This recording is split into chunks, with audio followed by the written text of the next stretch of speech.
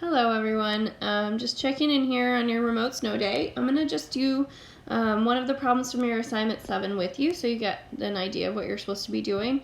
And then if you can finish 1 through 5, or 2 through 5 I guess, and submit that to Schoology, that would be wonderful. We'll continue with the rest of the assignment when we get together in class, okay? So number 1 here, they're giving you two functions, and what we're doing is called operations on functions. So essentially we're going to build new functions from original ones. So we're going to add them together, subtract them from each other, multiply them, and divide them. The 4 operations you can do in math, we're just going to do with functions. And then we also are going to think about the domain of these functions, and you guys have been thinking a lot about domain lately. So let's take a look at letter A here. We're going to do a few of these together. So it's saying that we want to do f plus g. So that means I have to take f of x and add to it g of x. And f of x is really x plus 5. And I'm going to keep it in parentheses right now just in case. With addition you don't really have to, but it's a good habit to get into.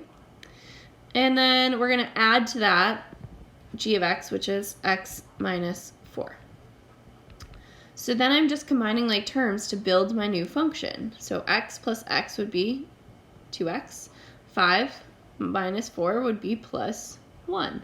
Okay? Now if you think about this, the second part says determine the domain. 2x plus 1, that would just make a line, right? And when we think about a line that would continue in both directions, the domain of the line is just going to be all real numbers. So negative infinity to positive infinity. Most of these you'll find are going to have a domain of all real numbers unless we start to see some division, and we'll talk about that when we get there, okay? So in letter B here, we're now going to do f minus g, so f of x take away g of x. So here f of x is again x plus 5, and then I'm subtracting x minus 4. And when I think about subtracting the two functions, we're subtracting everything in the second function here. So I want to kind of think about that as distributing a negative. So I get x plus 5 and then a negative x plus 4. Now I can combine like terms because I've thought about subtracting both x and subtracting the negative 4. Well, x minus x would really cancel out, and 5 plus 4 would be 9. So we really end up with negative infinity to positive infinity for domain again because our answer is just 9, which means it's just a constant function that would look like this. Okay? So next up is f times g. When you see those together, that's multiplication. So we're going to take our two functions, f, and multiply it by g. And if you remember, this is how when you need to FOIL or double distribute to make sure that everything in the first factor gets multiplied by everything in the second factor. So here, x times x would be what I start with, and that's not 2x. Remember, when we multiply, our exponents add, so that's x squared. X times negative 4 is negative 4x. 5 times x would be plus 5x. And 5 times negative 4 is negative 20. And we can combine like terms by saying, okay, well this would be x squared, and then negative 4x plus 5x is 1x minus 20. All right, so that would be my answer there. If I end up with x squared plus something, then I know I'm going to get a parabola, quadratic function.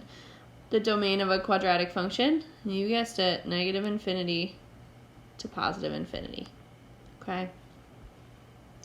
So those first three there, we're adding the two functions, combine like terms, subtracting the two functions, combine like terms, multiplying the two functions, and then remember to combine like terms after you multiply. Those domains are all real numbers, okay? Because there is no division happening. The reason that division changes your domain is because in math, we can never divide by 0. That always causes a problem. So let's look at what this looks like with division. So it's f divided by g, so it's going to be x plus 5, that was my f function, divided by x minus 4. All right. I know it's going to be tempting for you guys to just go and cancel out those x's. That's probably the biggest mistake that people make, one of the biggest mistakes that people make in math.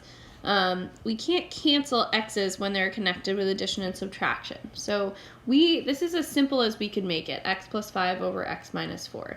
If those things were multiplied, like 5x and negative 4x, then we could cancel the x's. But with addition and subtraction, it changes what you're actually looking at, okay? So this is my answer to f divided by g. Pretty simple. But I want to make sure I never divide by 0, right? So I have to think about, okay, what number would I put in for x here that's going to cause the whole denominator to equal 0? Well, if I take the denominator, which was x minus 4, and I tell it, hey, I do not want you to equal 0, then I can solve this smaller equation for x and figure out what number it would be that would make that equal 0. Well, in this case, it's going to be x cannot equal 4. Because if you think about, if I put 4 in for x, we have 4 plus 5 over 4 minus 4, which would be 9 divided by 0. In your calculator, that's going to just say error, so it's an undefined value. And we don't want this to happen. On our graph, that means that we're actually getting, this is one of the rational functions. So at 4, you're going to have what's called an asymptote. We talked about this the other day.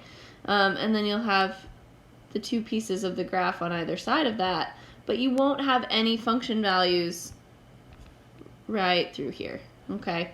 So when we're actually doing this here, we have to make sure we never divide by 0.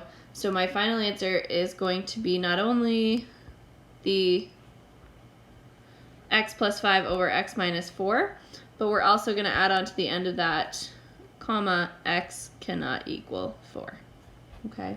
And I really don't need you guys to really think about what the graphs of these look like right now. Just know if there's division, that's where you have to change your domain. Otherwise, the domain is all real numbers, okay? So I would like you guys to try 2, 3, 4, and 5. We'll work on 6 in class with the points.